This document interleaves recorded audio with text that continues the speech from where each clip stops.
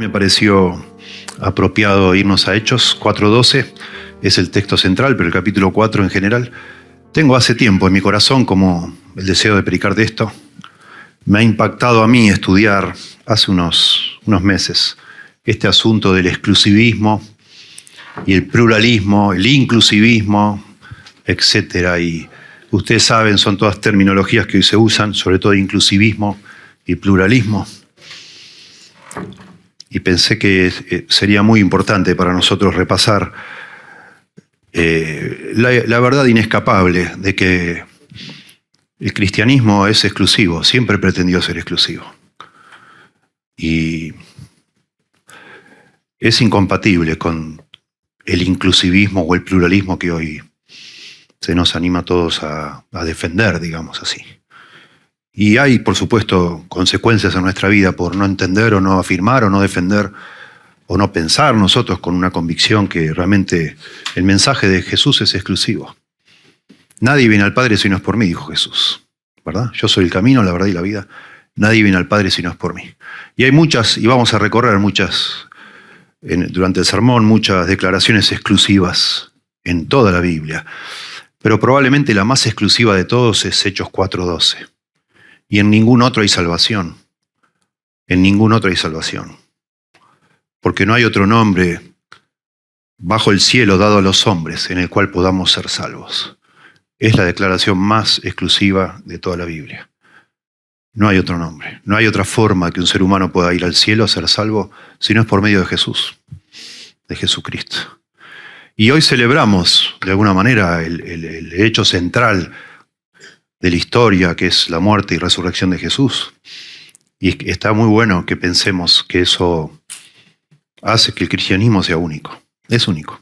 Aún en relación con el judaísmo, del cual, digamos así, se desprende.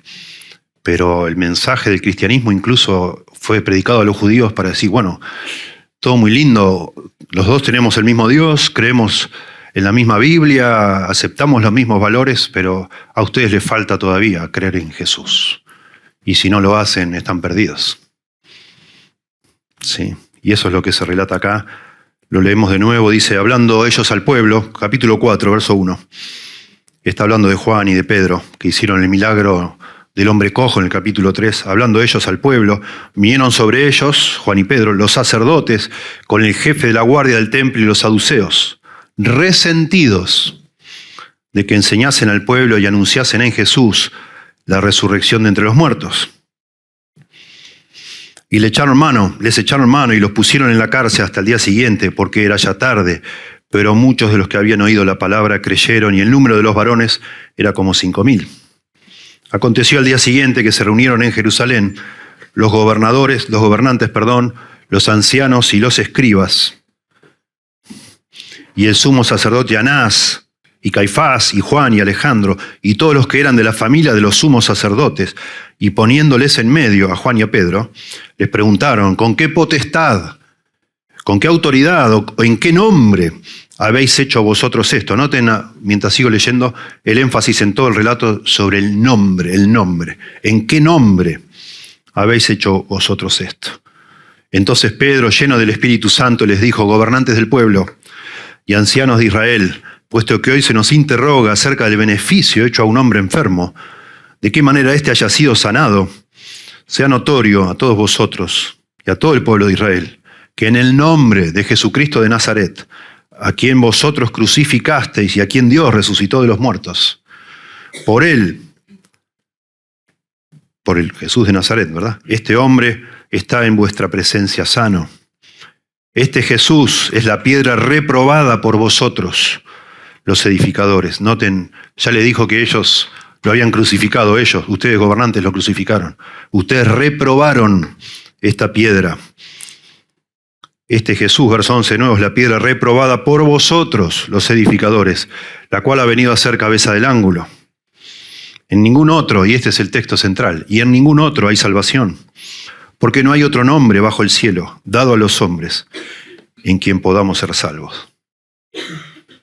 Entonces, viendo el denuedo de Pedro y de Juan, y sabiendo que eran hombres sin letras y del vulgo, se maravillaban y les reconocían que habían estado con Jesús. y viendo al hombre que había sido sanado, que estaba en pie con ellos, no podían decir nada en contra. Entonces les ordenaron que saliesen del concilio y conferenciaban entre sí diciendo, dentro del concilio, ¿no? ¿Qué haremos con estos hombres? Porque de cierto, señal manifiesta ha sido hecha por ellos, notoria a todos los que moran en Jerusalén, y no lo podemos negar. Está hablando de la sanidad, ¿no? Siempre. Sin embargo, deciden ellos, ¿no? Este concilio, para que no se divulgue más entre el pueblo, amenacémosles, para que no hablen de aquí en adelante a hombre alguno en este nombre, Jesucristo. Y llamándoles, les intimidaron en que en ninguna manera hablasen ni enseñasen en el nombre de Jesús. Entonces Pedro dice, y Juan respondieron diciéndoles, juzgad si es justo delante de Dios obedecer a vosotros antes que a Dios, porque no podemos dejar de decir lo que hemos visto y oído.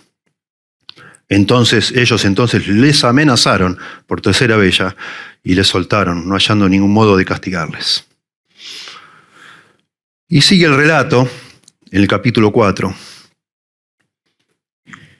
y dice que al final termina diciendo el verso 31, cuando hubieron orado, el lugar en que estaban congregados tembló y todos fueron llenos del Espíritu Santo y hablaban con denuedo la palabra de Dios. En ningún otro hay salvación, no hay. Y el cristianismo siempre ha predicado eso. Es una convicción, no es una opción, no es una opinión, es el único Salvador. Jesucristo es el único Salvador. Siempre ha sido así. Pero hemos llegado a esta altura de la cultura humana, del desarrollo humano, de la historia universal, que hoy tenemos tanta comunicación, tanto contacto con todas partes del mundo, por medio de internet, por medio de la televisión, los viajes, uno viaja a todos lados. Las ciudades se han vuelto cada vez más cosmopolitas, con gente que vive de otros lugares, que traen su propia religión, se abren en cada ciudad templos de todo tipo, de todas distintas creencias, se crean nuevas religiones.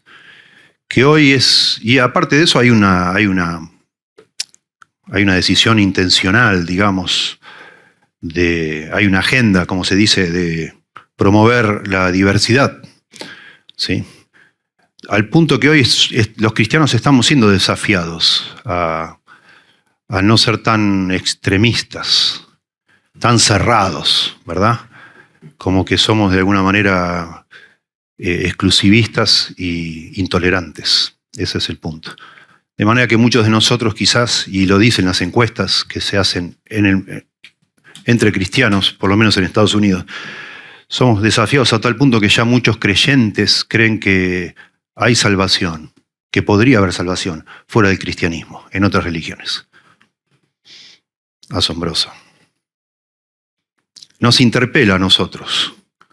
O sea, tenemos hoy todos, porque vivimos en esta cultura, una forma de pensar que es propia de nuestra cultura, que tiende a aceptar la diversidad. Y eso choca, de alguna forma, con el mensaje exclusivo del cristianismo. Al punto que más de la mitad, en algunas encuestas, más de la mitad de las personas que dicen ser cristianas aceptan que podría haber salvación en otra religión donde no se habla de Cristo, ni se propone que Cristo sea el único camino. Asombroso. Entre cristianos que dicen ser nacidos de nuevo, el número baja, pero asombrosamente hay 30% de cristianos que dicen haber nacido de nuevo, que aceptan también que puede haber salvación en una persona que no profesa a Cristo. Asombroso. Dice un escritor que voy a citar bastante, es un libro de 1998, El único camino se llama el libro, el hombre se llama Clendenin. Dice, durante 2000 años, escuchen qué interesante, durante 2000 años los cristianos han defendido su visión del mundo contra los ataques del ateísmo que argumentaban que todas las religiones son falsas. Qué irónico que ahora nos enfrentamos al extremo opuesto, un pluralismo teológico que afirma que todas las religiones son verdaderas. Y es un desafío para nosotros. Y probablemente si no resolvemos esto en nuestra mente, de una manera, acá no estamos para arengarnos, ¿no? Para ponernos eufóricos y decir cosas fuertes, sino tenemos que razonar. Pero si en alguna manera en nuestro corazón, razonando, no llegamos a la conclusión que Jesucristo es el único Salvador, porque la Biblia lo dice, es casi improbable que tengamos el denuedo que necesitamos para hablar a otros de Cristo. Porque no estamos convencidos de que estén perdidos. ¿Para qué ir? ¿Para qué gastar tanto dinero, hacer tanto esfuerzo, mandar misioneros a partes del mundo donde no tienen otra cultura, digamos? Si se podrían salvar aparte de Cristo. ¿Para qué hacerlo? ¿Verdad? Es un desafío para todos nosotros. Cuando el 11 de septiembre, ¿no? 9 del 11, el 9/11, cuando cayeron las dos torres gemelas, eso fue realmente un impacto enorme y enseguida muchos analistas dijeron esto va a cambiar nuestra cultura, y la cambió. Y la conclusión que sacaron los eruditos, las universidades, etcétera, que la razón de por qué se hizo eso es por el odio, y el odio es fomentado por la religión.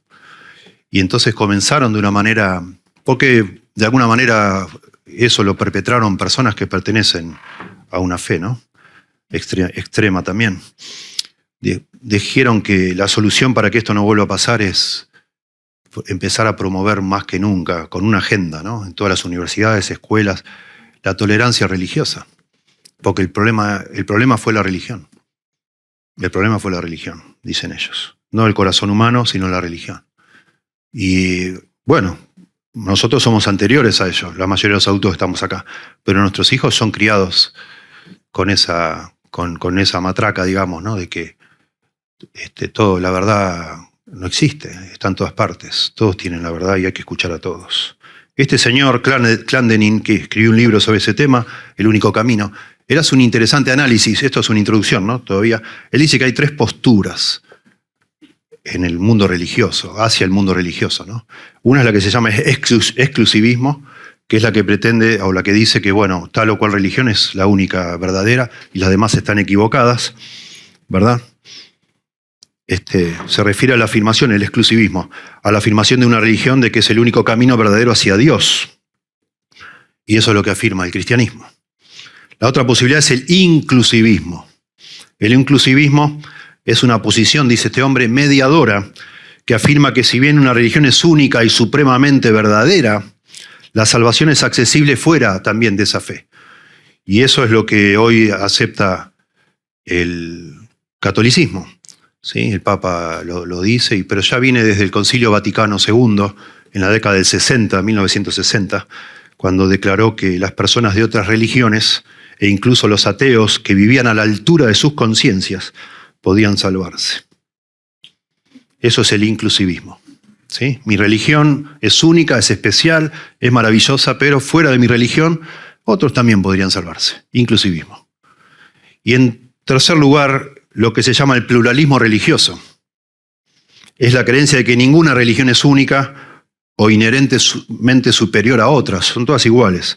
Esta forma de pluralismo considera que tanto el exclusivismo como el inclusivismo son intolerantes y estrechos de miras. Hoy es lo que se propone, el pluralismo, ¿sí? Todo está bien. Todo está bien. Y no es algo nuevo, y está bueno saberlo, porque cuando comenzó el cristianismo, comenzó en un mundo pluralista. Si leemos nosotros del emperador Diocleciano, que fue el último de los perseguidores de la iglesia, él escribió edictos diciendo que él toleraba todas las religiones, menos las que buscaban convertir adeptos. Si la religión que vos profesabas no trataba de que otro se convierta a tu religión, estaba permitida. Y la razón de que él hizo eso es porque él pidió ser adorado como Dios.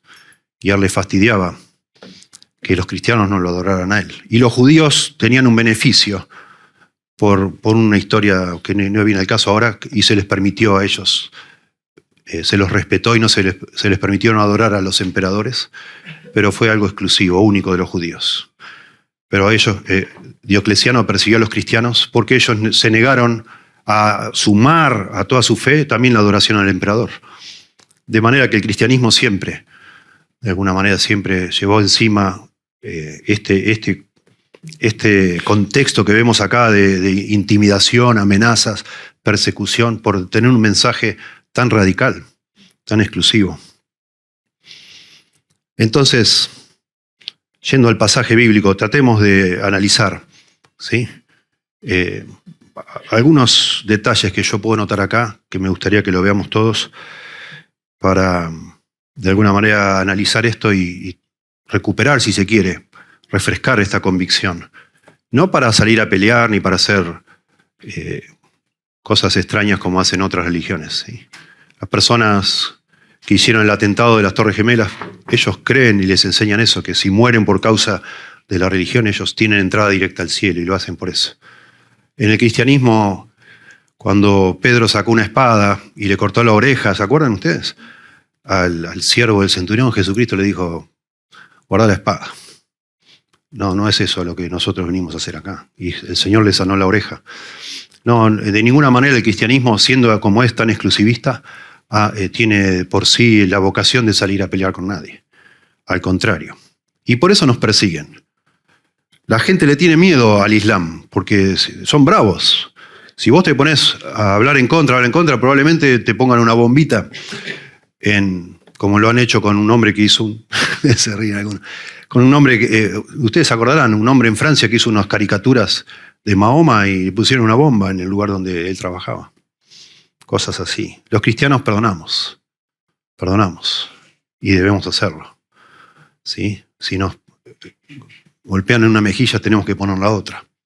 Y si nos persiguen damos gracias a Dios, porque somos dignos de sufrir o de ser perseguidos por causa del nombre de Jesucristo. Notemos en primer lugar acá, para poner como un marco, versículo 2 dice, hablando ellos al pueblo, vinieron sobre ellos, versículo 1, hablando ellos al pueblo, vinieron sobre ellos los sacerdotes con el jefe de la guardia del templo y los saduceos resentidos de que enseñasen al pueblo y anunciasen en Jesús la resurrección de entre los muertos. Bueno, acá están los líderes religiosos y también no tan religiosos. Acá viene la guardia del templo, que era una guardia militar en la fortaleza Antonia. Si ustedes ven gráficos del templo, del segundo templo que se llama, el que reconstruyó Herodes, tenía pegado todo el playón del templo, digamos, tenía pegado una fortaleza. Y ellos son los guardias del templo, son ellos. Tienen poder militar.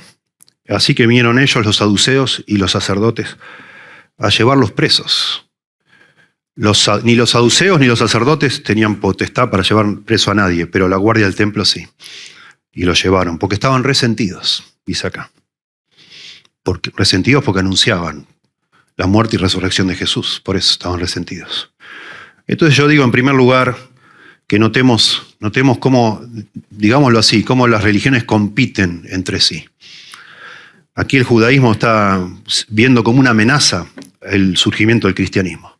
Y lo tratan como tal, neciamente, no queriendo escuchar, viéndolo con celos. Dice en los evangelios que los fariseos entregaron a Jesús a morir por celos, por envidia, porque él tenía más seguidores que ellos. ¡Qué locura! Bueno, así es muchas personas, ¿no? Así es nuestro corazón. Nosotros también predicamos que cuando uno se entrega a Cristo, uno nace de nuevo y el Señor nos cambia el corazón y nos llena el corazón de amor. Amor por los hermanos, amor para Dios, amor por los hermanos y amor para los enemigos. ¿Sí? Pero las personas que son religiosas, no nacidas de nuevo, no tienen ese amor. No lo pueden tener. Las religiones no cambian el corazón de nadie. Para nada, lamentablemente. Solo son reglas que uno trata de seguir y el corazón queda ahí lleno de esas miserias humanas, ¿no? Y aquí lo vemos. Y sí, y al punto que pasa lo de las Torres Gemelas, ya que lo mencionamos, ¿no? Puede pasar. Resentimiento, odio. Algunas religiones como el judaísmo, el islam y el cristianismo son explícitamente exclusivistas. Es decir, afirman ser el único camino a la salvación y por lo tanto todas las demás religiones están equivocadas. Es necesario decir que en el mundo hay 350 millones de cristianos, pero eso es lo que llamamos nosotros la cristiandad. Esos 350 millones no son todos convertidos, son cristianos profesantes de nombre. ¿Sí? Respetan a Cristo, reconocen en Cristo un gran maestro, incluso un salvador, pero no necesariamente han nacido de nuevo. ¿Sí? Y sabemos también por la historia han habido matanzas lideradas por cristianos, como las cruzadas, ¿sí? Y el mundo musulmán no se olvida de eso. Y digamos, de nuevo, estamos hablando de religiones. Las religiones compiten entre sí, claro que sí. No necesariamente las personas nacidas de nuevo dentro de esas religiones, si es que las hay en otras. Incluso las llamadas religiones tolerantes, entre comillas, como el budismo, el hinduismo, implícitamente son exclusivistas. Porque todas tienen afirmaciones, si vos lees sus libros, sus declaraciones, son exclusivistas. La persona que está en un lugar cree que ese lugar está ahí porque cree que tiene la verdad. Y escriben y proponen y propagan, obviamente, sus ideas como verdades y son competitivas con las demás. Aunque se enorgullezcan de ser tolerantes con las demás religiones, sin embargo sostienen que sus propios caminos son los mejores y los más verdaderos. Implícitamente, al menos cada persona que está en cualquier religión es exclusivista, implícitamente. Porque creen que su religión tiene lo mejor para ofrecer, ¿verdad? Todos creen que su camino es superior. Todas las religiones hacen afirmaciones de verdad que son incompatibles con las afirmaciones de verdad de las otras religiones. Atenti, ¿no? Eso es una ley de la lógica, la ley de la no contradicción. No puede ser que que alguien que diga que tal cosa es verdad y otro que diga que no, eso no es verdad, esto es verdad. Que los dos tengan razón, no puede ser. Lógicamente hay una contradicción allí, ¿verdad? Nosotros afirmamos que Jesús es Dios. El Islam dice que Jesús no es Dios. Uno de los dos está equivocado. Y se acabó el partido, digamos. Por más tolerantes que digamos ser, la tolerancia debería ir por otro carril, no por negar mis convicciones o hacer que el otro la niegue, sino aceptar que, bueno, vos pensás distinto. Pero en mi corazón yo pienso que vos debés ser convertido, si soy sincero conmigo mismo. Porque te veo perdido. Y eso genera una reacción, un rechazo muy grande, llamado intolerancia o fundamentalismo, también le dicen, ¿sí? Bueno, nos interpela. Yo, de alguna manera, tratando de ser sincero, ante todo, tengo lealtad hacia Dios y vos deberías lo mismo. Nosotros, ante todo, debemos a Dios la lealtad. Y el Señor, y yo no puedo ser un cristiano si dudo de las Escrituras, no puedo ser un genuino cristiano. Y si dudo de mi Salvador Jesucristo, que Él ha dicho algo que es una exageración. ¿Qué clase de cristiano voy a ser? No soy. Y si soy cristiano, acepto estas verdades y tengo que vivir con ellas y aprender a vivir con ellas, pensando cómo haría mi Salvador. Y lo vemos, porque él vino a este mundo y Él predicó y él actuó y hizo obras rodeado de personas intolerantes hacia Él. Y aún así las amó hasta el final. Y luego de morir, muchas de esas personas que lo habían negado de manera violenta se convirtieron. Y esa es nuestra esperanza como creyentes, ¿sí? En segundo lugar, observamos acá que el cristianismo es acerca de la salvación, no de la moralidad. Las personas que dicen que todas las religiones son buenas lo ven en estos términos. Dicen, bueno, todas enseñan buena moralidad. Todas enseñan a vivir bien, a ser buenos con el prójimo, a ser honestos, a cumplir las leyes. Bueno, es cierto, todas enseñan eso. Pero no se trata de eso. La Biblia dice que nosotros estamos perdidos, que por más que tratemos de ser buenos, no podemos ir al cielo. Dios no nos va a aceptar una vez que morimos en el cielo sin un Salvador. Necesitamos un Salvador. Y ese Salvador es único, es Jesucristo. Si todo lo ponemos en términos de ser buenos o ser malos, bueno, está bien, podemos decir, bueno, en otras religiones, incluso los ateos, hay ateos más buenos que yo, seguramente. Y que vos, en esos términos sí podemos decir, como el Concilio Vaticano II, bueno, si son coherentes con su propia conciencia, así dice el Concilio Vaticano, pueden ir al cielo, aunque no crean en Cristo. Pero el punto de la Biblia es que, y toda la historia de la Biblia, es que nosotros estamos en un mundo que no es nuestro, es el mundo creado por Dios, y somos rebeldes al Creador.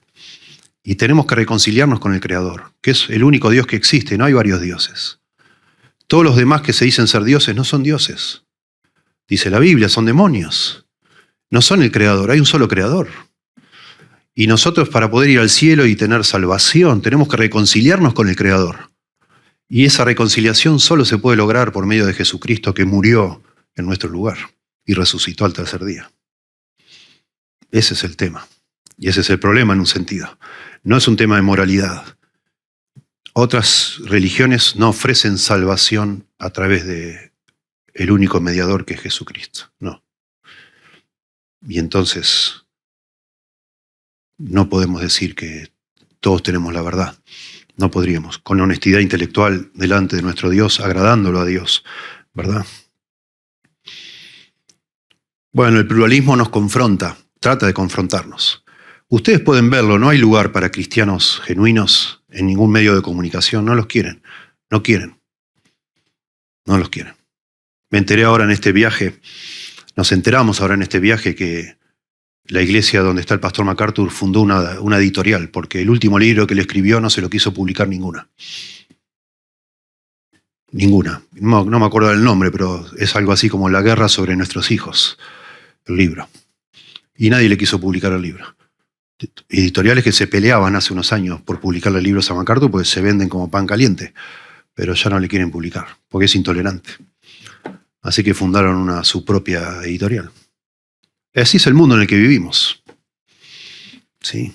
Ayer en Estados Unidos, ¿no?, que es un país enorme, ustedes sabrán, se firmó una ley, el presidente Biden firmó una ley sobre la tolerancia, o hoy declararon que es el día de la resurrección de Pascua, hoy declararon en Estados Unidos, en todo el país, el día de la visibilidad trans, es hoy en Estados Unidos. Tremendo. Es el mundo en que vivimos, ¿sí? Podrían haberlo declarado mañana, pasado, no, hoy. Hoy es el día de la visibilidad trans en Estados Unidos, que es el día de la Pascua para nosotros. Ese es el mundo en que estamos. Y nosotros de alguna manera tenemos que aprender a vivir en él, de una manera que agrade a Dios, ¿verdad? La gente pluralista dice, no, que vos seas cristiano es un accidente, porque vos naciste en el mundo occidental. Si hubieras nacido en la India no serías cristiano. Si hubieras nacido en Japón no serías cristiano. Es un tema geográfico. La gente que nace en Medio Oriente casi todos son musulmanes. Hubiera sido un musulmán vos también. Y etcétera. La gran mayoría, dicen ellos, de las personas a lo largo de toda la historia no han sido cristianas. A lo sumo, dicen ellos, el 33% del mundo son cristianos. Entonces puede ser entonces que Dios diga con sinceridad que desea la salvación de todos y salve a tan pocos. Así argumentan, ¿no? No es cierto que todas las religiones del mundo enfatizan los mismos valores, la fe, el amor, el sacrificio, la caridad. ¿Se pueden perder? ¿De verdad se perderían personas que practican esos valores por no tener a Cristo? Bueno, el cristianismo, como dije, es acerca de la salvación, no de la moralidad. Dice otra vez, fíjense acá, Hechos 4:12, dice, y en ningún otro hay salvación. En ningún otro hay salvación. Es acerca de la salvación, el cristianismo. No es acerca de la moralidad. Porque no hay otro nombre bajo el cielo dado a los hombres en que podamos ser salvos. En tercer lugar,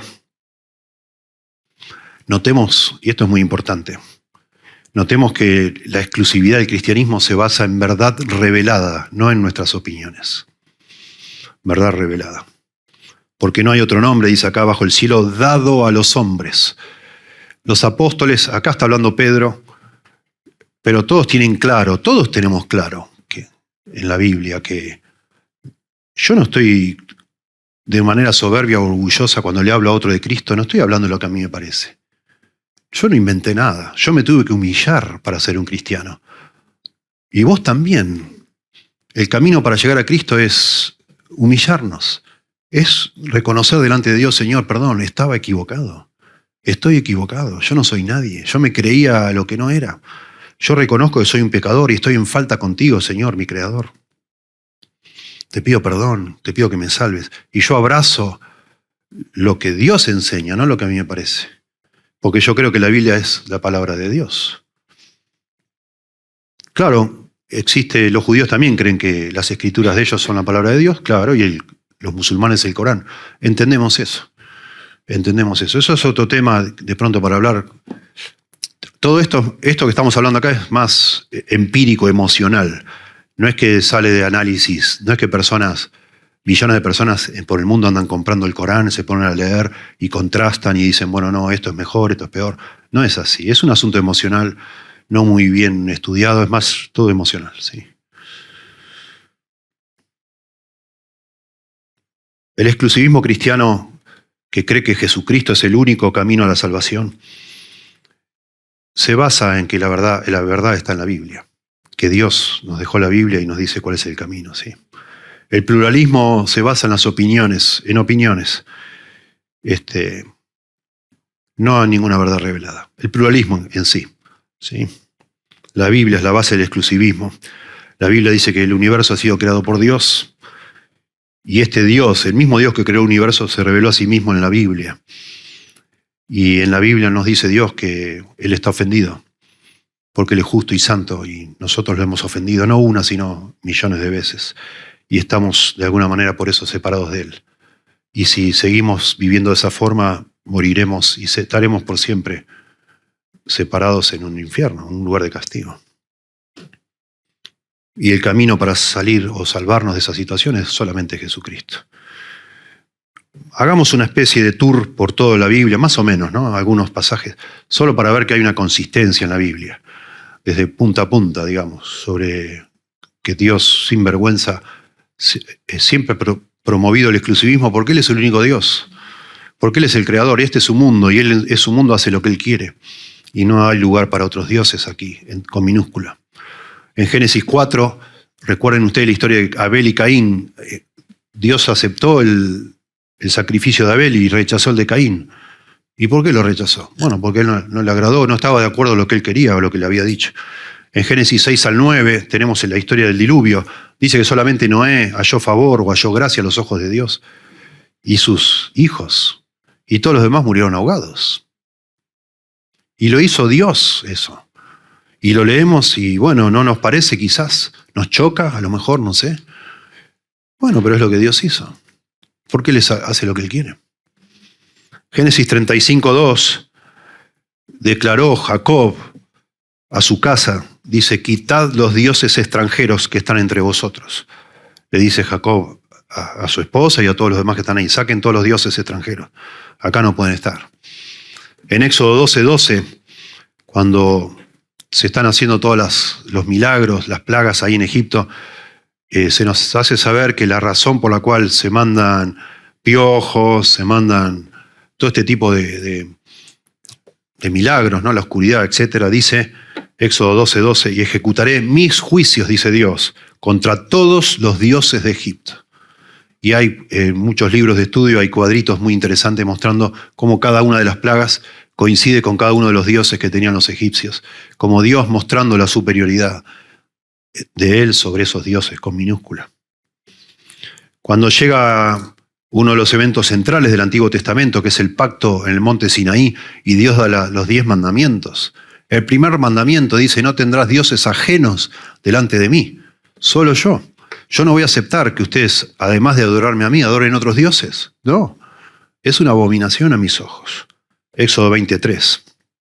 Y Éxodo 23:13 dice, no menciones el nombre de otros dioses, ni que se oigan de tu boca. Con minúscula, dioses, ¿no? En Deuteronomio 4:28, Dios no consideraba allí a los dioses de otras naciones como dioses reales en absoluto. Él siempre se vio por encima de todo. Y así lo dice la Biblia. Dice que en Deuteronomio 4:28, que estos dioses, con minúsculas, son obra de las manos de los hombres, madera y piedra que ni ven, ni oyen, ni comen, ni huelen. Y está hablando de los dioses de los cananeos, de los amorreos, de los moabitas, de los hititas, de los caldeos, etc. No son dioses. No me vengan con eso. Acá estoy yo solo, yo soy el creador. Acá no veo a nadie, estoy solo. Acá con la Trinidad somos el único Dios que existe. Todo esto son inventos humanos, diabólicos, son demonios. Lo dice más adelante. Deuteronomio 10:17, porque Jehová tu Dios es Dios de dioses y Señor de señores. Dios grande y poderoso, temible, que no hace acepción de personas ni acepta soborno. No hay otro. Después que termina en Primera Reyes 18, después que termina Elías, ¿se acuerdan cuando confronta con los profetas de Baal y hacen cada uno un lugar para hacer sacrificio? Y un poco burlón y un poquito así está hecho el relato muy interesante. Elías le dice, bueno, griten más fuerte, se cortaban, gritaban. A lo mejor está en el baño, dicen literalmente. Se estaba burlando Elías de los profetas de Baal. A lo mejor se está distraído, está en el baño, porque es una criatura humana, ese es el punto, ¿no? Al final no pasa nada y cuando le toca a Elías hacer su sacrificio a Dios, él pide que tiren un montón de agua, porque eso de una manera milagrosa se prende fuego y se consume. Y las personas que están viendo eso dicen al final, Primera Reyes 18:39, viéndolo todo el pueblo, se postraron y dijeron, Jehová es el Dios, Jehová es el Dios. Que fue como una competencia de dioses, digamos así. Eso es lo que fue, esa contención con los profetas de Baal. Salmo 95:3 dice, porque Jehová es Dios grande y Rey grande sobre todos los dioses. Isaías 45:5, son ejemplos nomás. En Isaías hay mucho, demasiado sobre este tema. Yo soy Jehová y ninguno más hay. No hay Dios fuera de mí. Cuando escribe Isaías, ya hay, lamentablemente, el pueblo de Israel ya se ha prostituido, así usa ese lenguaje, yendo tras otros dioses con minúscula. Y entonces Isaías enfatiza todo el tiempo, a partir del capítulo 40 hasta el 66, que solo hay un Dios verdadero y ese es Jehová. Y lo mismo pasa en el Nuevo Testamento. Acuérdense en el Evangelio de Juan, dice Juan 14:6, Jesús le dijo, yo soy el camino, la verdad y la vida. Nadie viene al Padre si no es por mí. Si hubiera dejado así la primera parte, queda la puerta abierta para, digamos así, para el pluralismo. Yo soy el camino, la verdad y la vida. Bueno, qué lindo Jesús. Bueno, hay otros caminos, pero él agrega, nadie viene al Padre si no es por mí. Nadie. Juan 3:18 dice Jesús también, el que cree en él, dice Juan, perdón, el que cree en él, en Jesús, no es juzgado. El que no cree ya ha sido juzgado porque no ha creído en el nombre del unigénito Hijo de Dios. Y entonces, si venimos en orden, aparece este texto, ¿sí? Porque en ningún otro hay salvación. Porque no hay otro nombre bajo el cielo dado a los hombres en que podamos ser salvos. Tremendo, enfático. En ningún otro. Ningún hombre. No hay otro nombre. No hay. Hechos 19:26. Pero veis y oís que este Pablo, no solamente en Éfeso, sino en casi toda Asia, ha apartado a muchas gentes con persuasión, predicando, diciendo que no son dioses los que se hacen con las manos. 1 Corintios 8, ahí está la discusión de los que comían cosas sacrificadas a otros dioses, a los ídolos, ¿no? A otros dioses. Dice, pues aunque haya algunos que se llamen dioses, habla Pablo, sea en el cielo o en la tierra, como hay muchos dioses y muchos señores, para nosotros, sin embargo, solo hay un Dios, el Padre del cual proceden todas las cosas, y nosotros somos para Él, y un Señor, Jesucristo, por medio del cual todas las cosas, y nosotros por medio de Él. Son todas las cosas y nosotros por medio de Él. Y en el capítulo 10, que todavía sigue es 8, 9 y 10, la discusión esta de los ídolos, en el capítulo 10, verso 20, dice Pablo, no, sino que digo que los gentiles sacrifican, los sacrifican a los demonios, no a Dios. Y no quiero que seáis partícipes de los demonios. Terminante. Estas personas que están acá en el templo de Artemisa, en el templo de Diana, en el templo que sea, están sacrificando y haciendo adoración a demonios, no a Dios. Gálatas 4:8, Pablo dice, pero en aquel tiempo, cuando no conocíais a Dios, eras esclavo de lo que por naturaleza no son dioses. Lo mismo pasa en 1 Tesalonicenses 1:9, cuando explica cómo se convirtieron los tesalonicenses. Dice, porque ellos mismos, los de otras iglesias, cuentan de nosotros la manera en que nos recibisteis, los tesalonicenses, y cómo os convertisteis de los ídolos a Dios para servir al Dios vivo y verdadero. Los otros eran falsos y muertos, al Dios vivo y verdadero. Y dos pasajes más, uno muy conocido, Timoteo dice, Pablo a Timoteo, 1 Timoteo 2:5, porque hay un solo Dios. Y hay un solo mediador entre Dios y los hombres, Jesucristo hombre. Solo hay un Dios. Mateo 7, versos 13 al 14, volviendo para atrás. Jesús diciendo, entrad por la puerta estrecha, ¿Se acuerdan? Porque ancha es la puerta y espacioso el camino que lleva a la perdición, y muchos son los que entran por ella. Porque estrecha es la puerta y angosto el camino que lleva a la vida, y pocos son los que la hallan.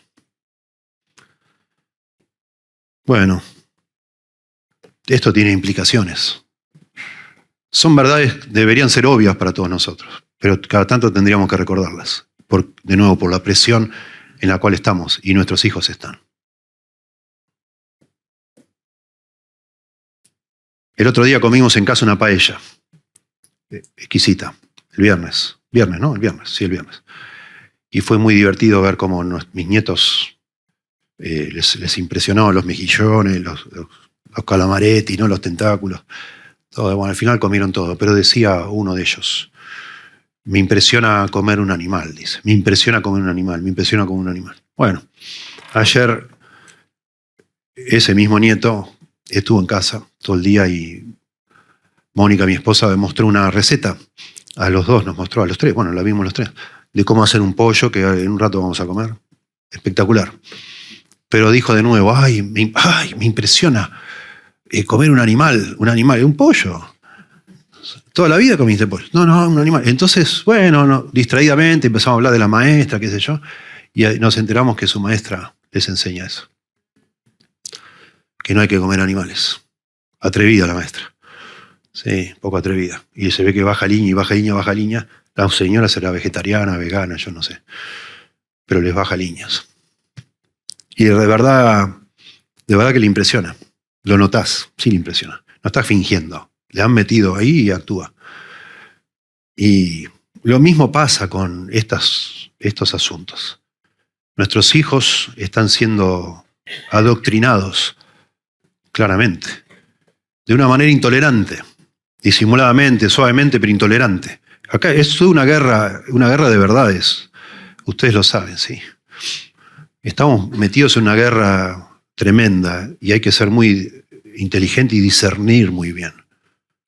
Hoy en día, por ejemplo, una de las banderas de la izquierda le llaman así ahora, el animalismo, así como el feminismo y otras cosas. El animalismo. La izquierda está con esa bandera ahora, de defendiendo a los animales. Es todo diabólico. Son demonios detrás de esto. Se trata de contradecir todo lo que Dios dice. Si Dios dice que el matrimonio es un hombre y una mujer, bueno, la izquierda va a decir que no, que hay más opciones. Si dice la Biblia que Dios creó todas las cosas para que disfrutemos de ellas, no, todas las cosas no. Etcétera. Todo lo contrario a Dios. ¿Sí? Y si la Biblia dice que Jesús es el único camino, dice no. Eso es una barbaridad. ¿Cómo vas a decir eso? Estás loco. Pero si vos decís, papá, me quiero cambiar de sexo. Bueno, vamos a averiguar, hijo. Te voy a llevar a un doctor. Es una locura. Tenemos que, nosotros no podemos ser pasivos, no podemos ser ingenuos. Tenemos que, de alguna manera, practicar nuestra fe de una manera inteligente, intencional, pensando. ¿Verdad? Antes de adelantar un poco más, solo déjeme decir que no puede ser bíblico el punto del medio, digamos, el inclusivismo, como yo mencioné que hoy lo está diciendo el Papa, lo ha dicho ya muchas veces, el que está ahora, pero lo dice el Concilio del Vaticano II, ¿no? No es bíblico. La Biblia no nos da, la verdad no hay evidencia en la Biblia para defender el inclusivismo, para decir, bueno, nuestra religión es maravillosa, es única, es preciosa. La Biblia es una cosa maravillosa, pero hay personas fuera de nuestra religión que igual pueden ser salvos si son consistentes consigo mismos. Eso nos dice la Biblia. Juan 3:16, ustedes saben, ¿no? De tal manera amó Dios al mundo que ha dado a su Hijo unigénito para que todo aquel que en él crea no se pierda, mas tenga vida eterna. Camino único. 3:18, 2 versículos después. El que en él cree no es condenado, pero el que no cree ya ha sido condenado, pues no ha creído en el nombre del unigénito Hijo de Dios. Es como medio blanco-negro. Si no crees en Jesús, estás condenado. El que tiene al Hijo tiene la vida, el que no tiene al Hijo de Dios no tiene la vida. Romanos 10:9, si confesares con tu boca que Jesús es el Señor y creyeres en tu corazón que Dios le levantó de los muertos, serás salvo. Ahora, si no confesás que Jesús es el Señor, por más bueno que seas, no sos salvo. Si no, la Biblia ya no es autoridad para nosotros. Romanos 10:14. ¿Cómo pues invocarán a aquel en quien no han creído? ¿Cómo creerán en aquel a quien no han oído? ¿Y cómo oirán sin haber quien les predique? No hay manera. Es necesario al día de hoy, sigue siendo necesario, que personas en todas partes del mundo, aún en los países más bravos, digamos, más intolerantes con el cristianismo, se siga predicando el Evangelio. Es la única esperanza de salvación. Así que la fe termina diciendo a Romanos 10:17, es por el oír, y el oír es por la palabra de Dios.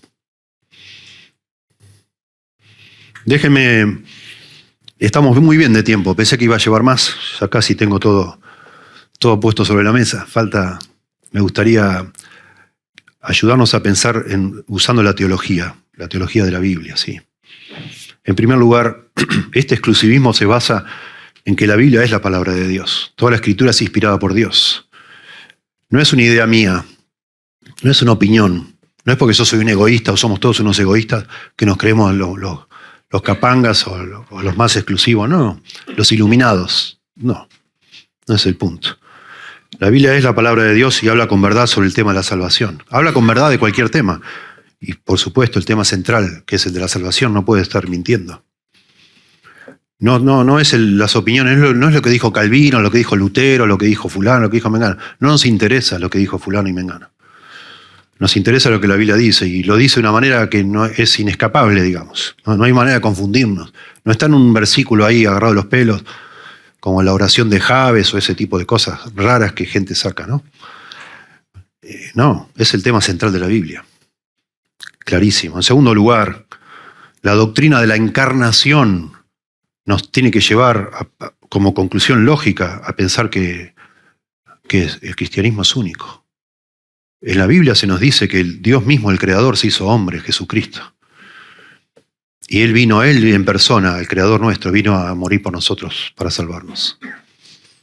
Y eso de alguna manera, solamente eso, si pensamos, convierte el mensaje cristiano en exclusivo. Dios, nuestro Creador, nos vino a rescatar de nuestra maldad, muriendo y resucitando el tercer día. Eso es exclusivo. Nunca se ha escuchado una cosa igual. Los ángeles nunca lo escucharon. Dice la Biblia y sabemos por el libro de Apocalipsis que el gran tema de adoración en el cielo es semejante obra de salvación. ¡Qué barbaridad! ¿Cómo Dios hizo algo así? ¡Qué sorpresa! ¡Qué fabuloso! Dios, el ofendido, el que ha sido eternamente ofendido por nuestra maldad, Él vino a rescatarnos con un amor infinito e insuperable. Y ese es el mensaje cristiano. Y otra vez, nosotros tenemos que enseñar a nuestros hijos, no hay injusticia en lo que la Biblia dice. Dios, dice la Biblia, no es injusto, todo lo contrario. Dios trata a todas las personas de manera justa. Dios es bondadoso y justo. Dios sabe lo que hace y lo que hace está bien.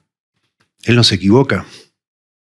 El carácter de Dios, la esencia de Dios exige que todas las personas sean salvadas, limpiadas, perdonadas, lavadas, para poder estar delante de su presencia, en su cielo. No hay otra forma. Y ninguna religión ofrece eso, salvo el cristianismo, el verdadero cristianismo, por medio de la obra de Cristo en la cruz.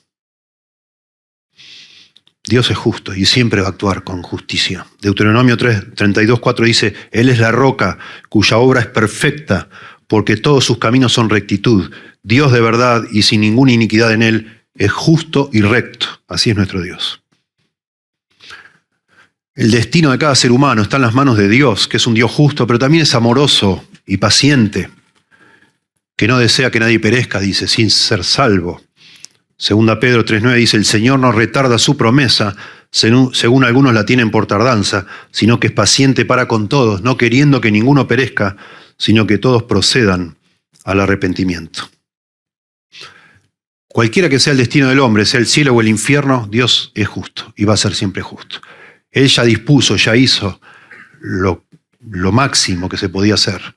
Dice que Juan 13 que los amó hasta el fin, hasta lo sumo. Más Dios no nos podía amar después de lo que hizo con Jesús en la cruz. Más no podía. Y aún así hay personas que lo rechazan y se burlan. Se perderán. Se perderán. Y uno dice, bueno, aún los inocentes que no han escuchado. Es que la Biblia dice que no hay inocentes. Ningún ser humano es inocente. Y esa es otra verdad teológica, la cuarta. Tenemos que entender que la Biblia dice que todos nacemos pecadores, alienados de Dios, peleados contra Dios. Somos duros de corazón, duros de cerviz, dice. Con el corazón entenebrecido. Odiamos a Dios. Nacemos como con odio hacia Dios. Dice el necio en su corazón, Salmo 14:1, fuera Dios, no hay Dios, dice, fuera Dios. Así somos las personas. Romanos 3 dice, no hay justo ni aun uno.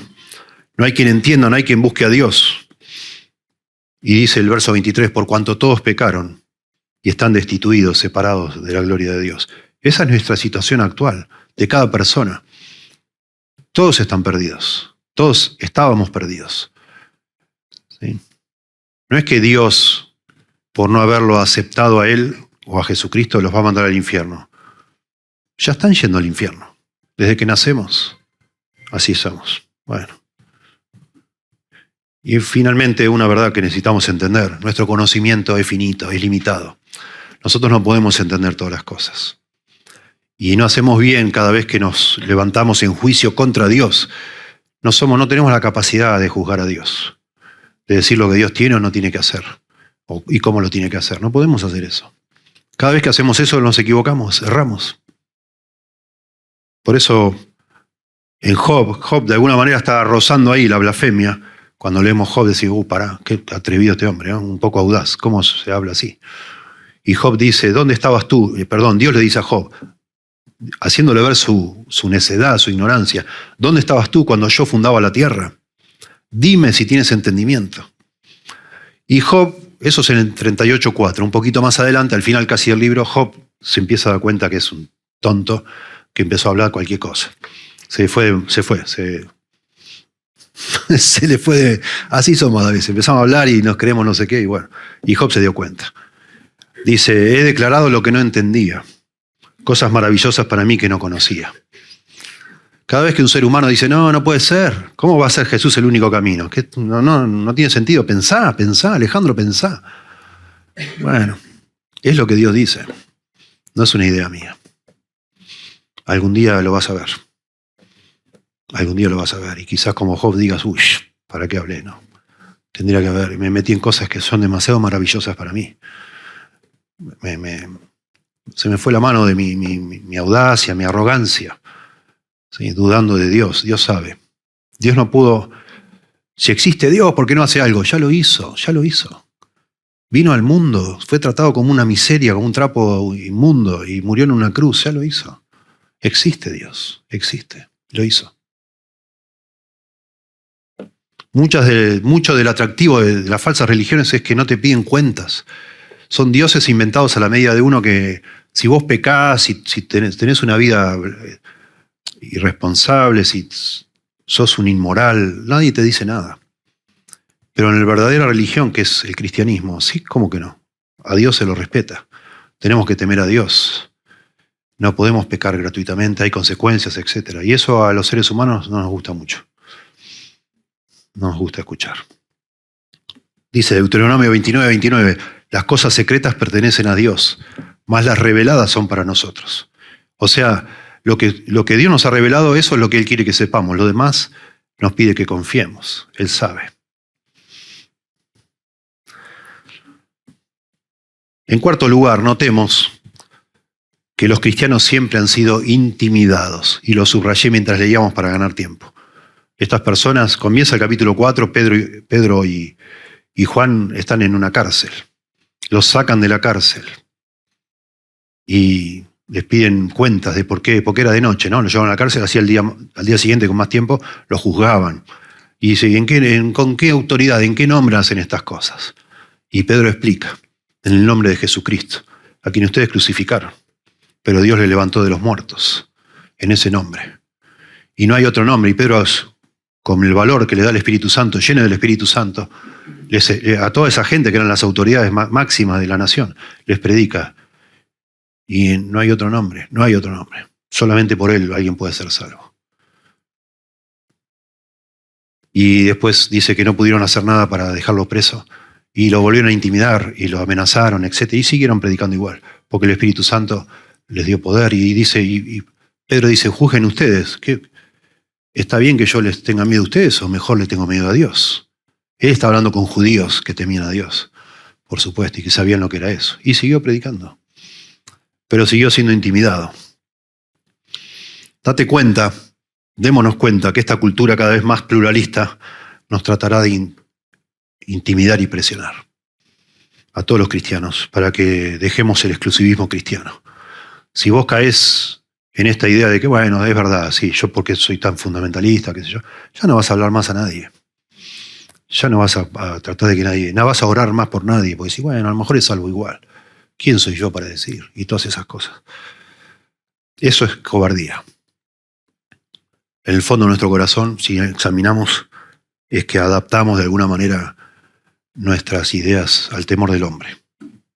Y Pablo dice, si yo tuviera temor de los demás, del ser humano, no sería siervo de Cristo, no podemos. Cada vez más los cristianos vamos a ser retratados como arrogantes, intolerantes, de mente estrecha.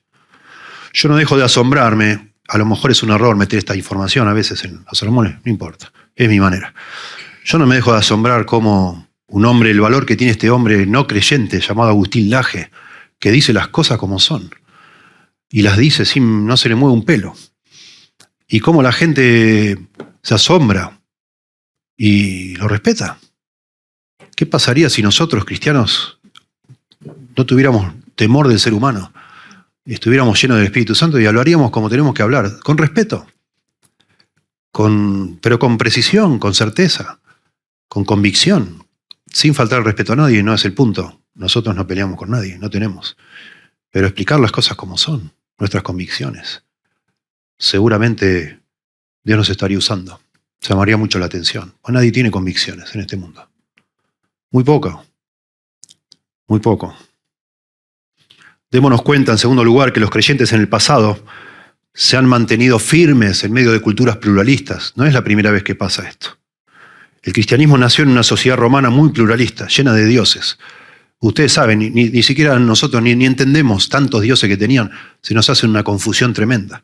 El panteón con todos los dioses, Minerva, que este, que el otro, que Zeus, que Neptuno, que no sabemos ni entendemos cómo hacía la gente para dominar todos esos conocimientos, ¿no?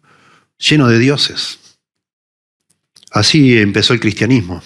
Y con su mensaje exclusivista conquistó el mundo. Conquistó el mundo. Según algunos historiadores, ya para el siglo II, la tercera parte del Imperio Romano ya se habían convertido al cristianismo, con ese mensaje exclusivo. Pero es un mensaje exclusivo, pero no es solo eso, es un mensaje de vida, de perdón. Es agua para un corazón sediento. Es el pan que necesitamos, el pan de vida. No es que vení, te voy a tirar todas esas reglas, tomá estas reglas a cambio. No, no es eso. Tomá a esta persona, aceptá a esta persona, vino para perdonarte. Dejá de tratar de cumplir lo que no podés cumplir. Rendite al Señor. ¿Sí? Ese es el mensaje del cristianismo, un mensaje de perdón, pero exclusivo.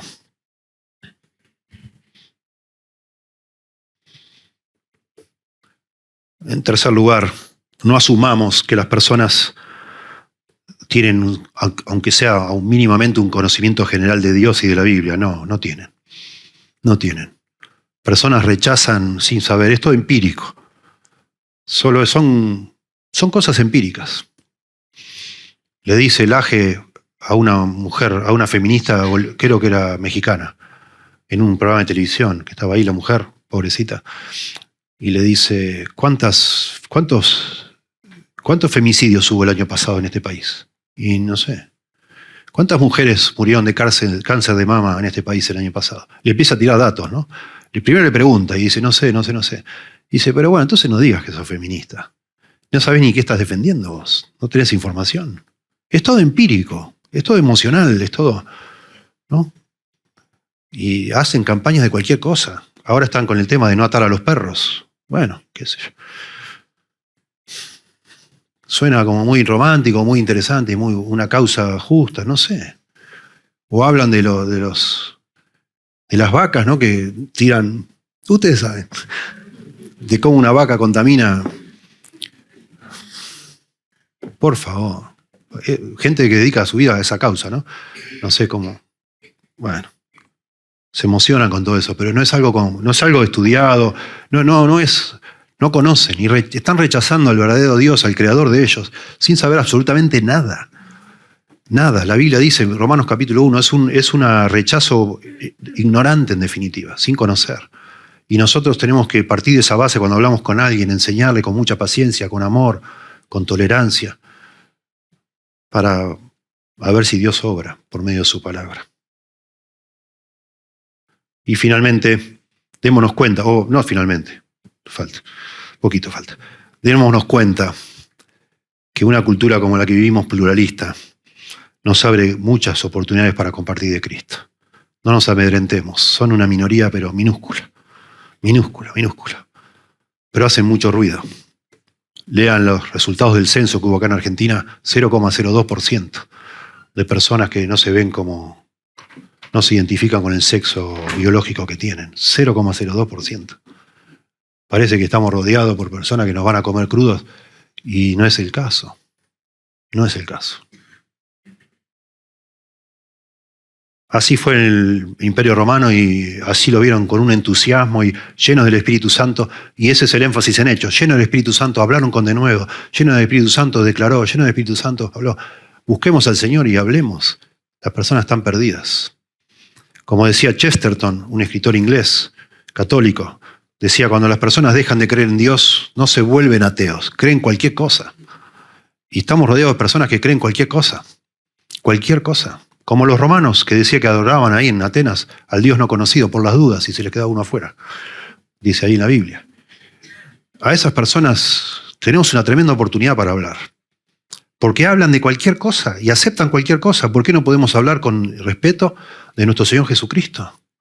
Pensaba yo en casa, ¿qué impacto tendría de pronto el año que viene, alguno de estos años, un viernes de resurrección, pasar una película buena sobre la vida de Jesús? Muchas personas ni saben nada. Y se ha ido como diluyendo en el tiempo, ni noticia, ni. Tomemos ánimo, hermanos, tomemos ánimo. Hablemos con amor, con cariño de nuestro Señor. Es una vergüenza que hablemos más de nuestro club de fútbol, del cual estamos orgullosos, aunque siempre pierde. Y yo sé por qué lo digo. Siempre pierde. Igual ahí uno está ahí con su lealtad escondida, ahí la tiene, pero sí lo menciona. Y del Señor no hablamos como deberíamos hablar. Y bueno, y finalmente, ya lo dijimos, pero esto como para rematar, tenemos que entender que esto no es una competencia de religiones, no lo es. Hay personas en esos edificios que se compran y se remodelan, y en esos que van casa por casa tocando el timbre. Son personas que Dios ama y que se están perdiendo. Esto es un asunto de salvación, no es una competencia, es la salvación. Tu salvación, en primer lugar, ¿no? Y la salvación de otros. En ningún otro hay salvación, porque no hay otro nombre dado bajo el cielo dado a los hombres en el cual podamos ser salvos. Es el tema de la salvación. Entonces seamos sabios, cariñosos, amorosos, dentro de lo que se pueda, tolerantes.